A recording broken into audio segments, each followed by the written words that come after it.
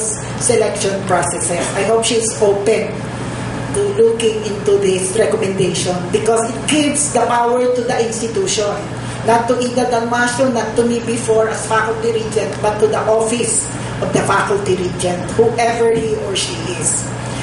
Other lapses, department chairs, deans, directors, and chancellors. There is a BOR decision that the selection of chancellors and deans should commence 3 months before the end of the term of the chancellors, deans, and directors. In the past, this provision was not followed, creating problems in the transition and then turnover. To the selection of the chairs. Previously, the chairs were nominated by the dean, recommended to the chancellor, and the chancellor approves the nomination. That was before the Board of Regents approved a new process as a response to the democratization efforts of then Faculty Regent Simbulan and Faculty Regent Balsena. A proposal actually to have the department chairs elected by the faculty.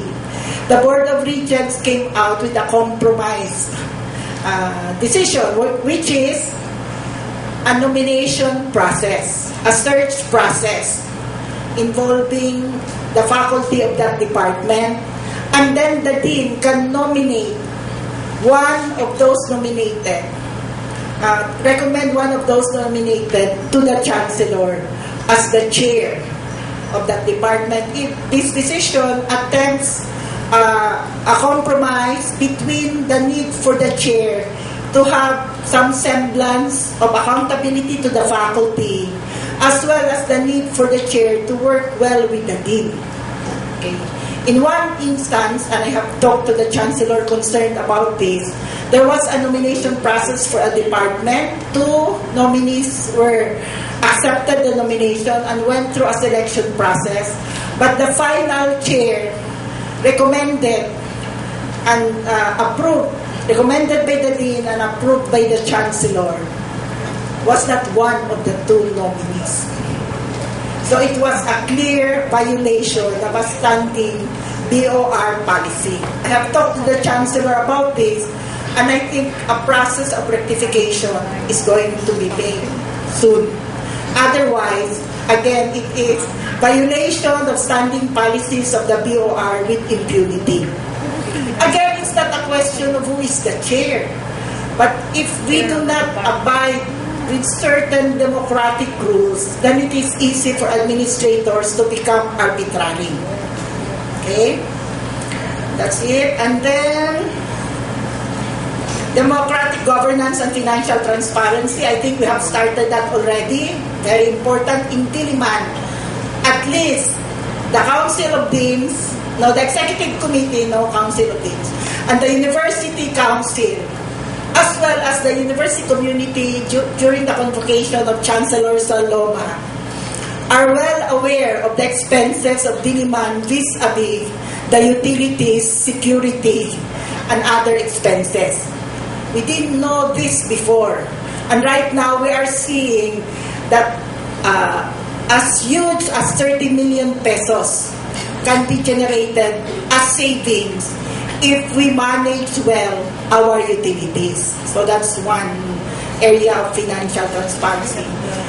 We don't know yet in terms of specific expenses. That's still another question. Right now, democratization in terms of the budget formulation and processes. I said here, the formulation of the UP's budget proposal to the national government has to be demystified by rethinking the current process wherein a small group of administrators are assigned to draft the proposal. Participation of the various stakeholders is crucial to this endeavor. This process is being started now with the deans of the various units asked to submit their proposals. We are asking that the participation of the students, the organized unions, in terms of budgetary requirements for what they see are important components. For example, the students would ask for additional budget for ballet because the student regent has seen how this month the facilities are of our UP students there. So I think the democratization process in terms of budget formulation can still be expanded. Okay? The last second to the last part, democratic governance, academic excellence, the public university, and the neoliberal trust of education. Democratic governance remains a contested one in the university. It becomes so particularly in relation to other values such as academic excellence, democratic access, and the struggle to retain UP as a public university. There are some in UP who view democratic governance and academic excellence as antithetical instead of being mutually dependent. The contention is that decisions made by one or two competent individuals, preferably with PhDs and published internationally, are better than reliance on collective decisions making by an incompetent many. And I am quoting the incompetent many from an actual paper made by a retired UP administrator. This is not so far off from the view that democratic selection, meaning decision-making, participated in by the stakeholders, and decisions arrived at through a majority vote, are equivalent to a baranganic mode of governance, which has no place in an academic institution. The elitist and atomized views of the university as an academic institution posits academic work and the amount of flexibility needed for it to be effective as the burden of the lone academic. While academic matters such as curricular development are the purview of academics in particular disciplines, governance in terms of selection of officials, policies on hiring, tenure, and promotions, policies on students' welfare and conduct, among others, cannot be the monopoly of a few on the basis of academic credentials alone. The value of democratic governance lies in a very basic question that we as part of an academic community can ask ourselves. What can be said about the human condition on the basis of our own knowledge production? Surely, democratic decision-making must have a compelling object. And what could be more compelling than addressing the human condition from which nobody is exempted? The cultivation of democratic decision-making through democratic governance is a necessary condition for critical minds to thrive. And I'm not talking only of the students, but includes staff and faculty. The indispensability of critical thinking lies in its power to strike a healthy balance between the cherished goals of individual autonomy and our bid for human emancipation. And while there are individual differences in the capacity to analyze and to reason, these are not static and can only be developed through practice. Okay? And then I quote Bonen Guillermo. What is it? I won't read it. You're reading it already. Okay. Next would be the public character of UP, democratic governance, and the public character of UP are interrelated. The public character of UP is what distinguishes it from Ateneo or LaSalle or other private higher education institutions, which also have teaching, research, and extension as their main academic function. Lopez put it this way: UP is, quote, a university of and for the Filipino nation. The University of the Philippines' contribution to national development is hinged upon our commitment to uphold higher education as a public good in all dimensions of the university functions, from teaching and research to extension, from efficient administrative operations to community building. But the public character of UP is continually being eroded by the neoliberal trust of the Philippine government and the UP administrations, a trust which replicates the hegemony of the market at the global level. State subsidies constantly being reduced, while the university embarks on various income-generating projects and schemes, increases in tuition and other student fees, etc., imposition of new fees, corporate partnerships, and contractualization of personnel. This brings to mind Henry Giroux's article on the impact of the neoliberal attack on higher education in the United States and England. And we can see such development in UP also. In England and the United States, universities and businesses are forming stronger ties. The humanities are being underfunded, student tuition is rising, knowledge is being commodified, and research is valued through the lens of an audit culture. In England, the Brown Report, a report on a study of the England Higher Education Institution, has established modes of governance, financing, and evaluation that for all intents and purposes make higher education an adjunct of corporate values and interests. Delivering improved employability has reshaped the connection between knowledge and power while rendering faculty and students as professional entrepreneurs and budding customers. The notion of the university as a center of critique and a vital democratic public sphere that cultivates the knowledge, skills, and values necessary for the production of a democratic polity is giving way to a view of the university as a marketing machine essential to the production of neoliberal subjects. And my conclusion of this section, the erosion of public character of UP due to the neoliberal trust of the Philippine government results in the erosion of democratic governance in the university as administrators increasingly adopt corporate ways of governing. The state demands that the university justifies itself as marketable and contributory to the nation's economic growth.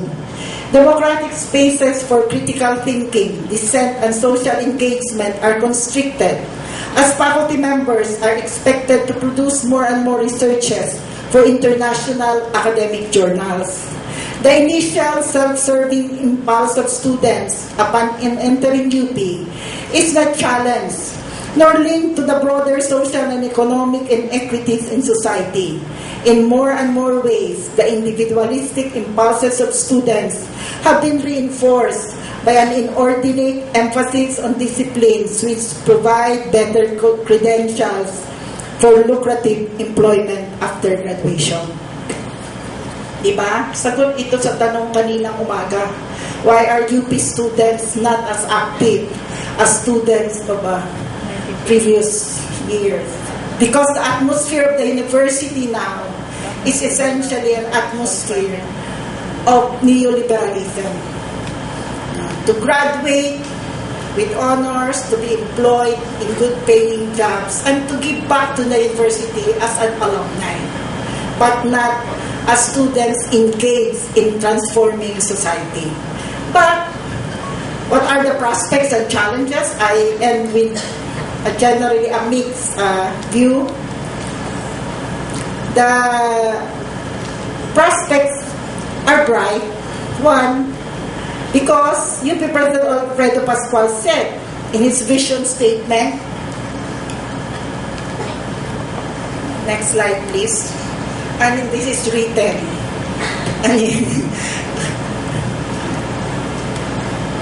a great university is a model for good governance to the country it serves. The UP leadership must observe the principles of democratic governance based on collegiality, representation, transparency, predictability, and accountability. The practice of good governance should be an ongoing commitment. It should become quite critical for significant policy changes which have wide and far-reaching effects. A process of consultation should enable the UP leadership to explain the reason for proposed changes and obtain feedback.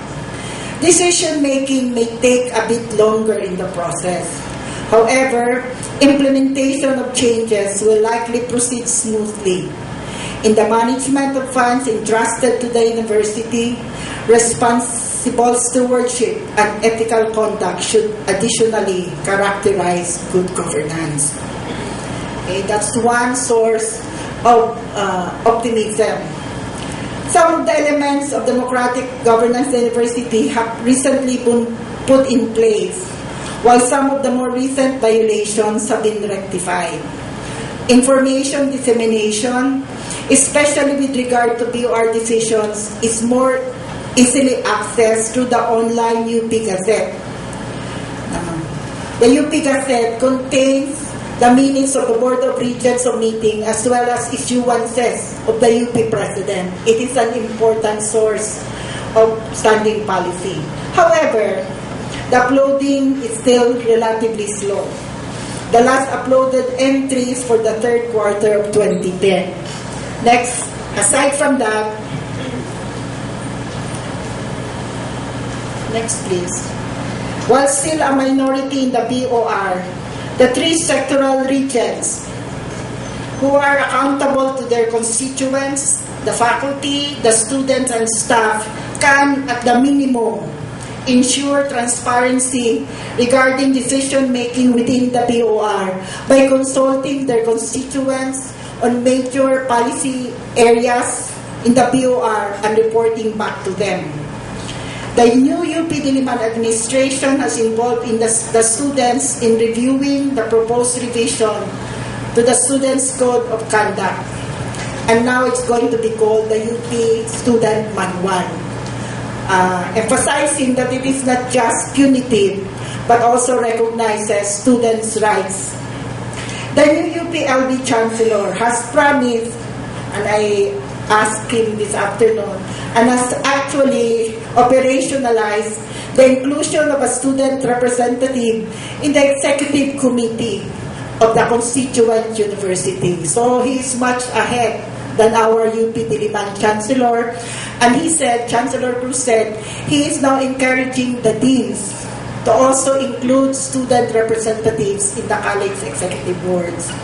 The new UP Visayas Chancellor involved representatives of the UP community in the formation of his transition team. That is another new development.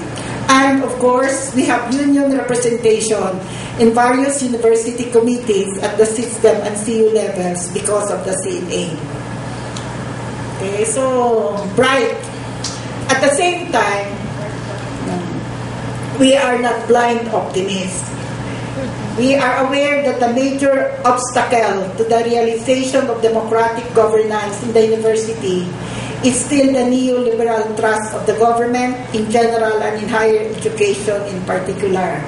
With the resource constraints being foisted on the university, its administrators are compelled to adopt corporate modes of management that are antithetical to democratic processes.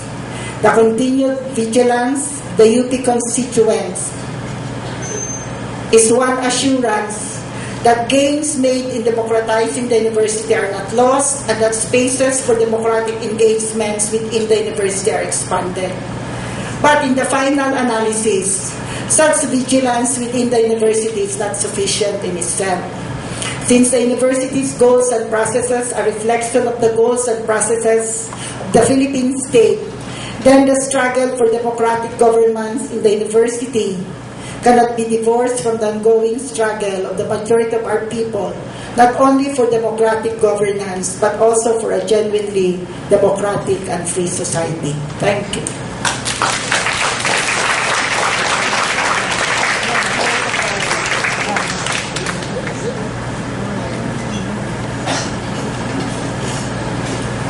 To give the reactions are Congressman Chidoro Casino of the House of Representatives and Dr. Lilian de las Llagas, who is the University Secretary of UP.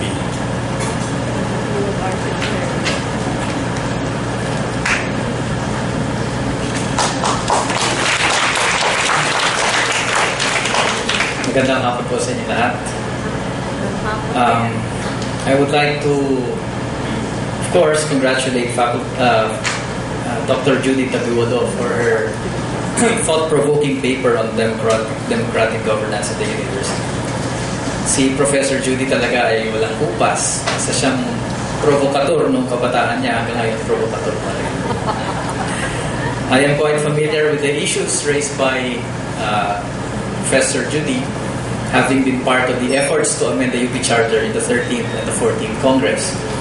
I work closely with the UP-wide democratization movement, or WIDEM 2, in coming up with a bill based on their alternative draft of the proposed UP Charter.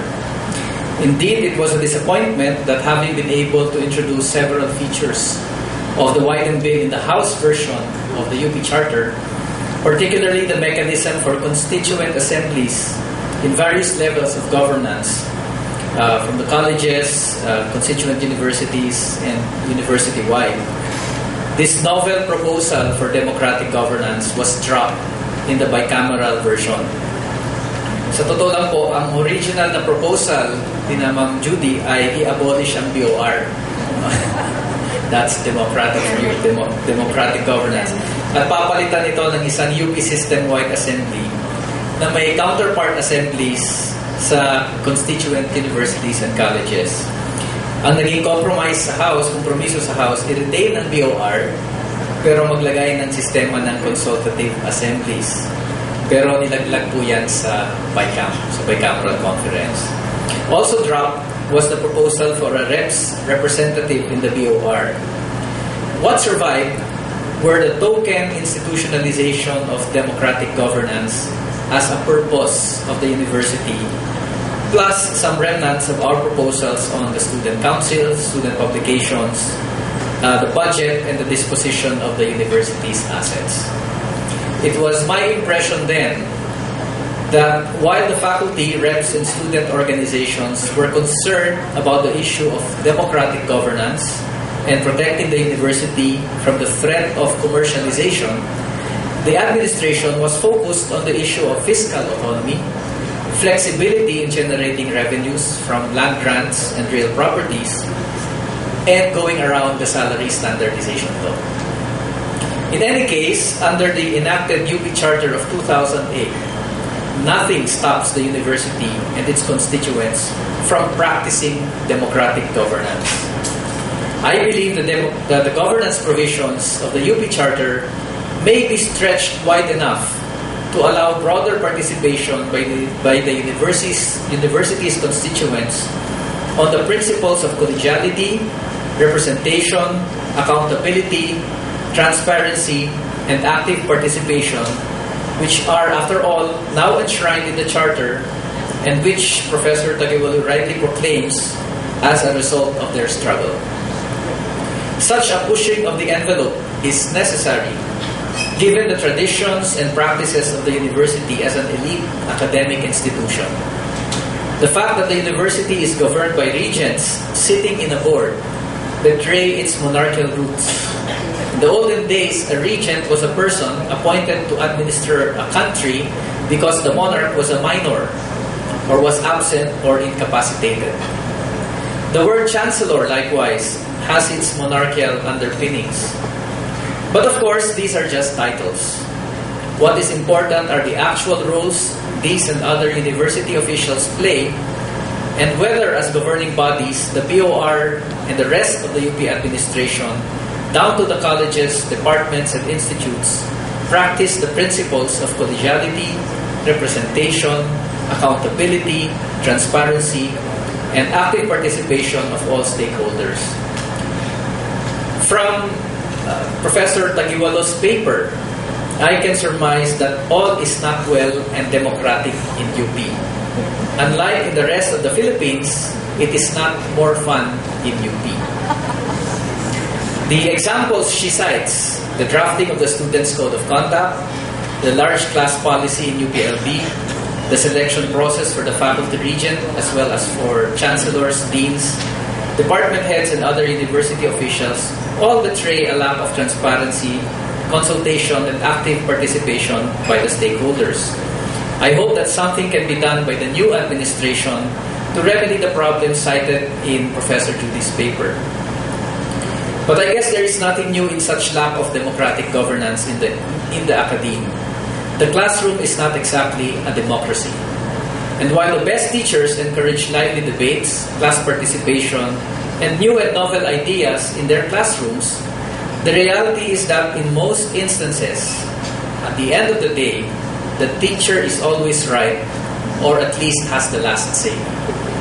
The academy itself, an elite institution obsessed with excellence and scholarly discipline, often sits on an ivory tower, aloof from the mundane concerns of the common folk.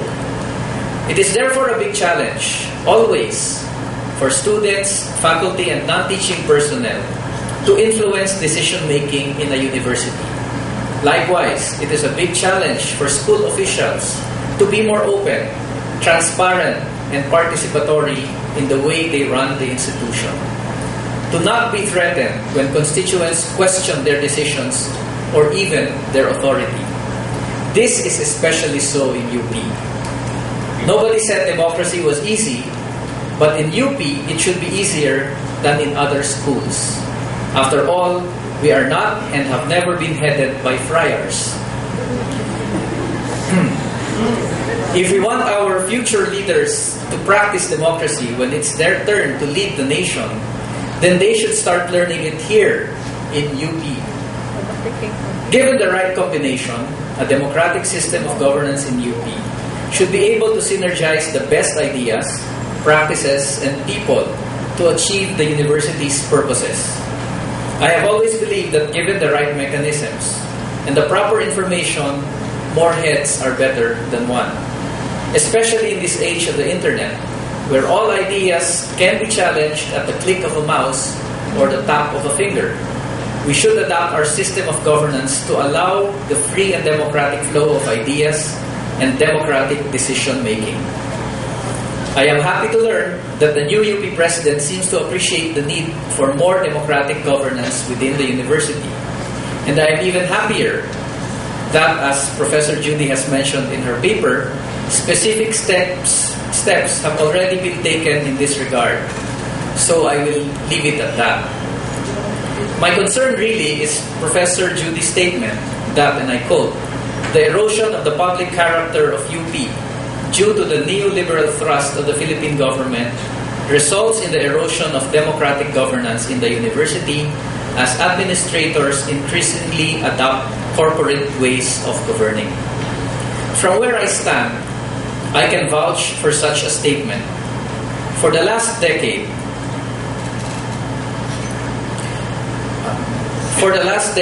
the policy of the government has been to reduce subsidies for state colleges and universities. Our school administrators have been reduced to beggars, pleading for additional funds from department secretaries, senators, congressmen, governors, and mayors. They have become like sales agents, offering the services and assets of their schools to private entities. Whatever help they get have strings attached to it, so much so that it may undermine whatever existing consensus there is within the university. The Commission on Higher Education has repeatedly ordered the administrators in our state universities and colleges to run their schools like private corporations, to raise their own revenues from tuition and commercial transactions to include leasing out university properties and entering into research and development projects with private corporations. Meanwhile, there is a freeze in hiring and cuts in maintenance and operating expenses. If a classroom is not a democracy, then what more a corporation? In this day and age of super CEOs, flexible work arrangements, and market-dictated decisions, a corporatized university might as well throw democracy out the window. For in a neoliberal, free market economic setting, it will not matter what the constituents of the university thinks or whether student rights are